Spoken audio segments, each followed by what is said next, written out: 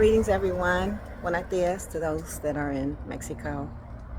Coming on today, Sunday, November the 1st. Feeling emotional. Feeling emotional.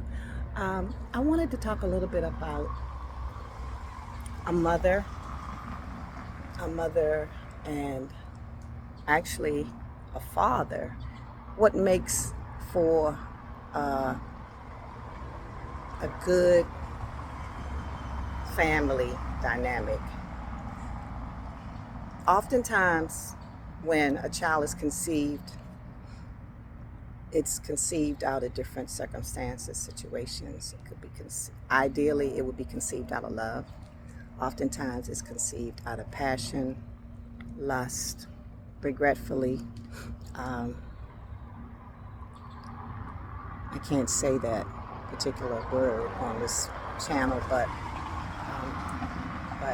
it's not a good, positive way in which the child was conceived, if we can say that.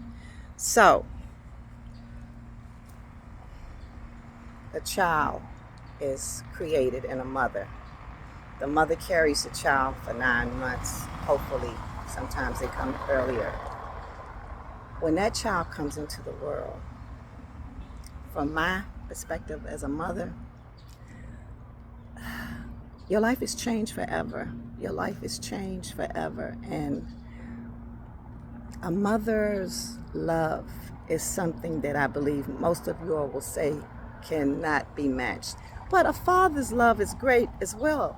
There are a lot of great fathers out here, but what I'm saying is that when a mother carries a child in her body, and the pain and all that she goes through, she endures to bring that child into the world, that relationship ideally will forever be between that mother and that child. A mother will go beyond lengths for a child, whereas some fathers, they don't share that connectivity. Over the years of a child's growth and development, you may have situations that occur. A mother will forever have these feelings, like losing a child. That's something that forever is in a mother's heart. And I'm not saying that fathers don't feel that same way. I do know that oftentimes when a mother and father are no longer together, any type of connection is lost, and that's regrettable, because I say, as a woman, for a woman to have the father of their child contact her on a certain significant day in a child's life, especially if a child is no longer here, and just acknowledge that, yes, we had this child. It was born out of love, and the child is no longer here, but I just want you to know that I appreciate you, and I remember the good times, because they had to have been good times.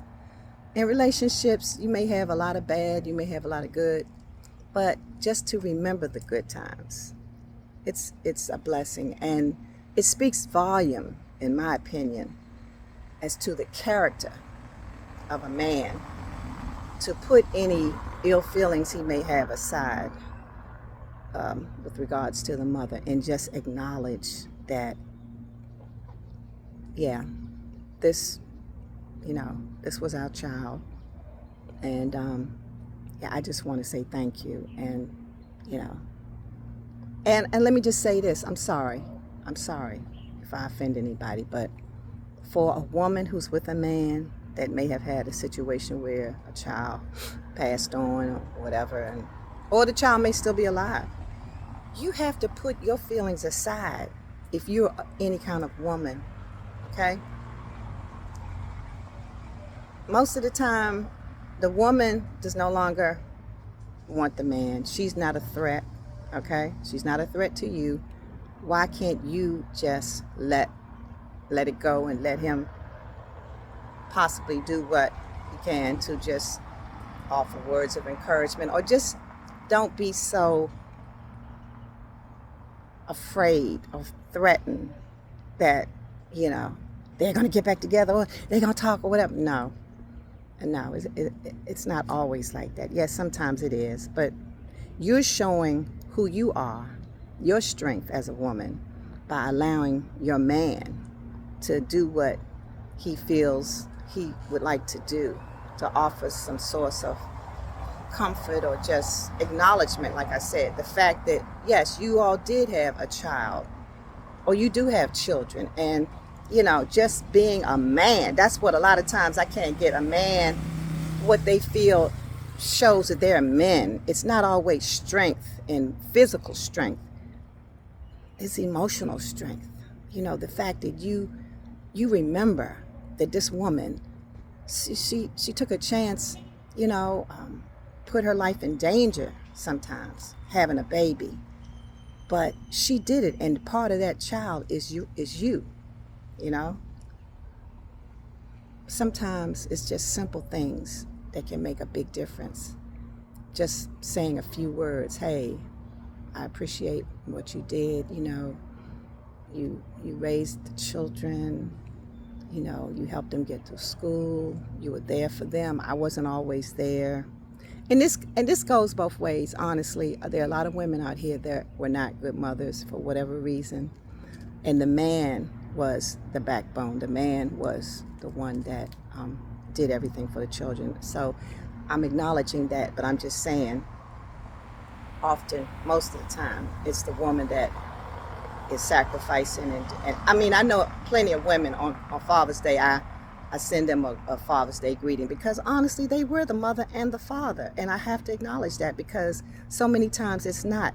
Because, okay, a woman is supposed to do all these things. A mother is a mother, a nurturing soul, source. But, you know, ideally a man and a woman come together, they make the child, they should raise the child, because a child needs a father's structure, guidance, and a mother's love and comfort. That's just my opinion. But anyway, I just wanted to come on here today to say that, yeah, it's, a woman goes through hell. That's what my mother told me many, many, many years ago. A woman goes through hell giving birth to a baby. And then the child sometimes takes them through hell. But a mother always endures. She doesn't give up. She doesn't give up.